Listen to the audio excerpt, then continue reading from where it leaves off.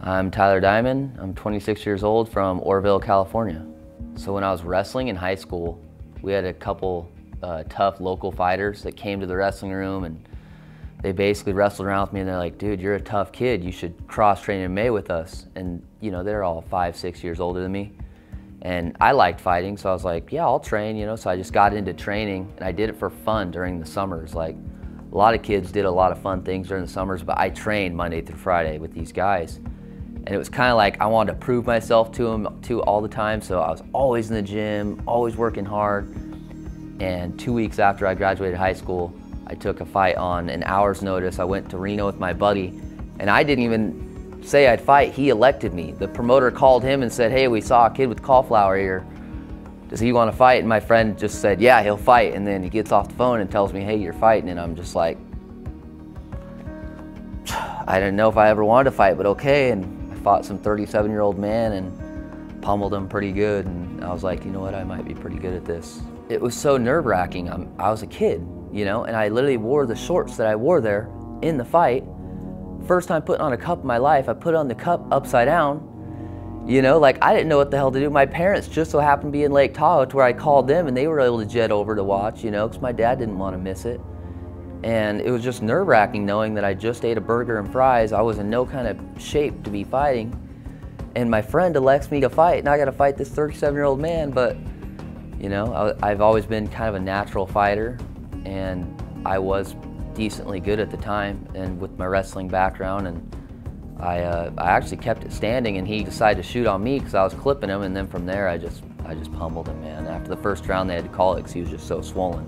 I think it was more so afterwards my dad was just like, son, you know, you've always been so good and tough at wrestling, like you could really do this. And I'm like, I could, huh? Because I mean, a couple of years prior to that, I want to say maybe 2 years, we watched the Forrest Griffin Stephen Bonner fight, so we were fight fans. And I specifically remember him saying, like, man, wouldn't it be crazy if you were ever able to do something like this? Not, maybe at the time not thinking it was anything serious or anything like that, me thinking, yeah, that would be kind of crazy, you know, but then all of a sudden, hey, I'm here and I'll be fighting in the finale in my eyes, so it's just all kind of wild. Even though I knew I wanted to pursue MMA, I also wanted to have a backup plan, so I did decide, and wrestling was my passion too. Like, I wanted to give wrestling everything I had until I couldn't do it anymore and then transition. So I just decided to keep doing what I was doing and train MMA during the summers and the off season of wrestling, because also wrestling can really burn you out, man. It's a tough grind. So I wasn't the type of kid to be in the wrestling room all year round. So I wrestled during season, and I would wrestle 2 days a week and do MMA, you know, 4. So I could just continue that trend. Out of high school, I was really good, but I didn't have all the scholarship offers I really hoped for. So I decided to go to a junior college in Sacramento, stay somewhat close to home.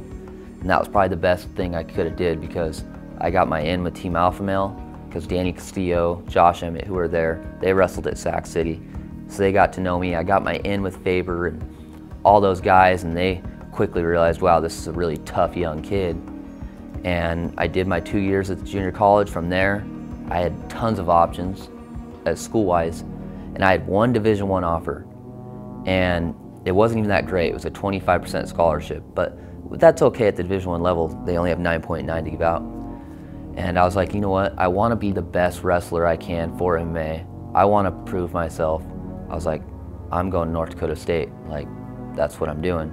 So I wrestled Division I. I wrestled against the best of the best.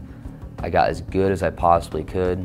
And I knew as soon as wrestling ended that I'd be making the transition to MMA. So I graduated in May of 2014. I took the summer to really get my finances in order and make the life change, really. And I moved to Sacramento in August of 2014 and started hitting it hard. So originally I wanted to go into some kind of law enforcement, but fighting now for so long and being self-employed, it's really nice. And especially with, I have so many outside passions outside of MMA. I don't want to be locked into any sort of schedule. I love making my own schedule, and I'm a smart enough guy to be able to put money to the side and do all that. I've always been very smart and made good decisions. So I want to be self-employed, man. So I'm actually looking at residential real estate. I feel like I can talk to people pretty well. I'm a pretty personable guy, And I just think that's something awesome that I could do in my hometown, and who wouldn't want to buy or sell a house from a UFC fighter, you know? So I just think that would be a great avenue for me and just give me a lot of free and leisure time to be able to do all my outside hobbies. I absolutely love being outdoors, especially hunting. Like, that's my passion. Like, a lot of the guys on the team joke around and say I'm the second Chad Mendez, and me and Chad are great friends, you know, like we share that passion together. So, and I mean, just being with my family and just living the lifestyle of like something the night before someone presents something like, hey, you want to do this tomorrow or the next couple days? It's like, well, I have this, but I can kind of adjust my schedule. Yeah, let's do it. You know, it's cool, man. So, I mean, there's times where I'll hit morning practice, go out to the duck blind, go hunting, and then come back, but I'll pack everything for that whole day to where I can't go home. Like, I train, I go out to the duck blind, I hunt, I have all my stuff in my car. It's kind of weird. And then I train it, get back in my training gear, and I hit a hard practice, you know, but I just love living my life like that.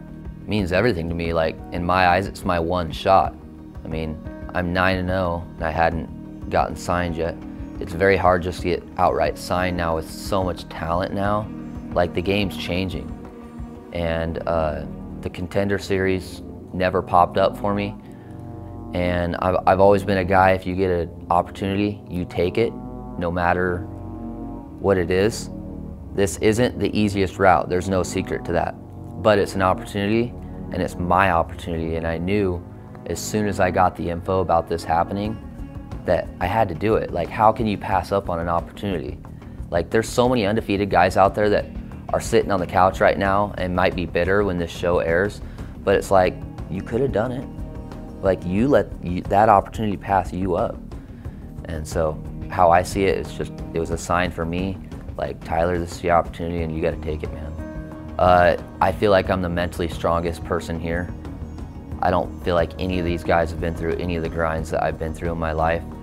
I mean, if I was paid based off hard work alone, I'd already be a millionaire. Like, I have worked extremely hard and at a high level for a long time. And hard work's nothing new to me. I'm on one of the most successful teams in MMA.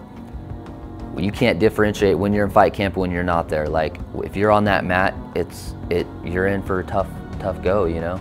Everyone's tough. All my partners are some of the best in the world. So I'm just very confident in myself. I've prepared, I've done everything the correct way, you know? So I'm just supremely confident. I feel like I have the mental fortitude over everyone here, and just talent. I just think I'm the overall best fighter in this house.